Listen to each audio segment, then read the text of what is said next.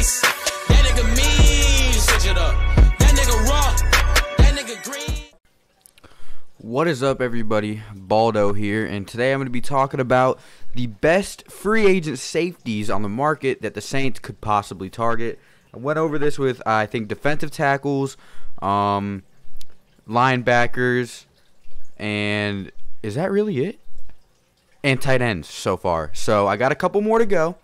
Today I'm going to be doing safeties. I still have to do, I think, corners and wide receivers, if I even do those. I'm not 100% sure. And then I'm going to be coming in through an entire, review of free agency, like what the best pick overall would be instead of doing a bunch of positions. So safety is something that the Saints don't really 100% like do or die need, but it is, of course, a strong want. Our free safety position is, don't worry about the tank water, bro. I gotta clean it. I'm gonna clean it. The free safety position is pretty much completely locked down by Marcus Williams, but we still have a couple of concerns around that strong safety position. Not discrediting Von Bell at all. Don't get me wrong. Von Bell is an amazing, amazing player. He's clutch. He's strong. That man is the definition of a strong safety. He just lacks one ability, and that is big playmaking. He hasn't had an interception over his entire 3-year career, going into his 4th, but that doesn't mean he hasn't been solid over the course of that time. While he hasn't had any interceptions or anything like that over his career, he has been extremely dominant in the run stopping, pass stopping, deflect. He's been a very, very, very solid player, and this video is nothing against him, and our need for strong safety is nothing against him. If we want to win the Super Bowl, we're gonna have to go all out. We're gonna have playmakers at every position, and signing a playmaker at strong safety would not be a bad idea at all. It would honestly help us more than any other positions on the team other than linebacker and defensive tackle, because those are two extremely important positions we need to fill. The defensive tackle is bad.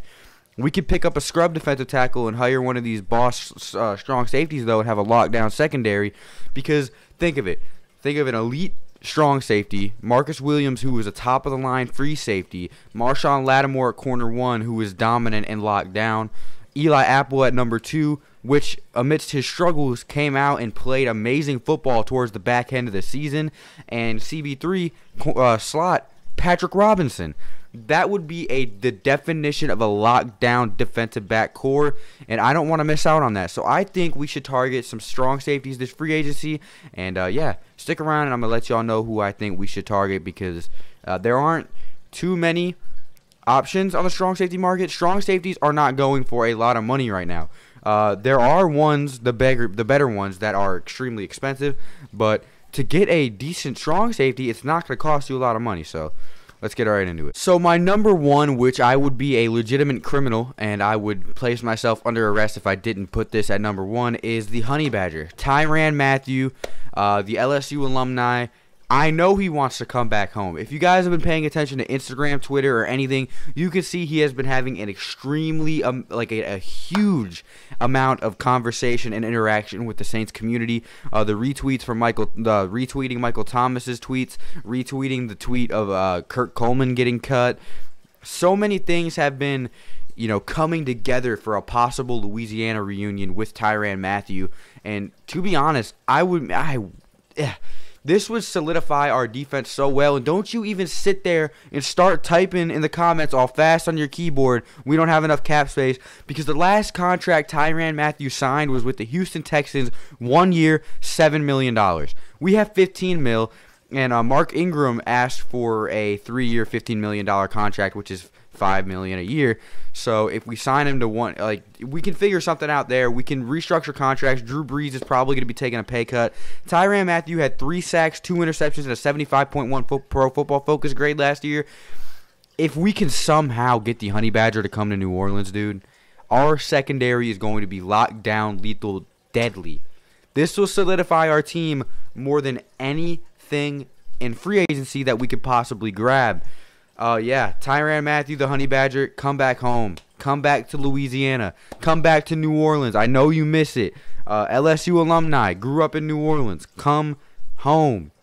You say you're never leaving Houston. He said that last October, but it's looking sketchy now. With all that interaction I've been seeing with the Saints pages, liking comments and stuff, retweeting, It's looking tough, Tiran. Just come back home. Cut the BS, Tiran.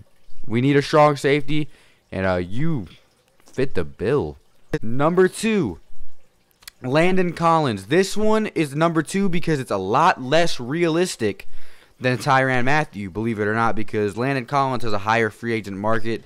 He's going to cost more money. Landon Collins is a strong safety, and his last contract was actually his rookie contract, which was 4 years, $6 million, because he was a rookie. And rookies have that contract that lasts forever, that get paid no money. But in 2016, he had a breakout season with 4 sacks and 5 interceptions.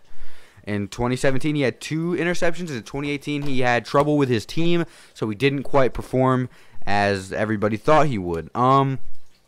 To be 150% honest, I think those last 2 seasons where he didn't perform as good as he did in 2016 might have lowered his free agent stock a little bit, but I wouldn't expect to him to want to sign a contract for less than like 2 years, $15 million, because he is worth the money.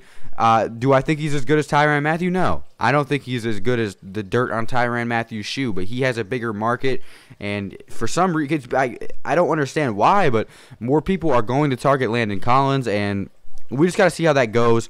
I think Landon Collins could end up in New Orleans, but I really don't think that it's as realistic as anything else, because he's lucrative right now. He has a lucrative market. There's going to be a lot of people trying to hit him up as soon as free agency starts. So I say we make a run at Tiran Matthew for sure.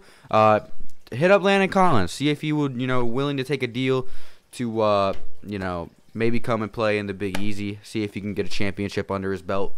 Because those are hard to come by. I mean, you're young, bro. What's signing a 1-year deal to win a championship gonna do to you? Okay, exactly. You can go play for somewhere else for 8 years. You're only like 26.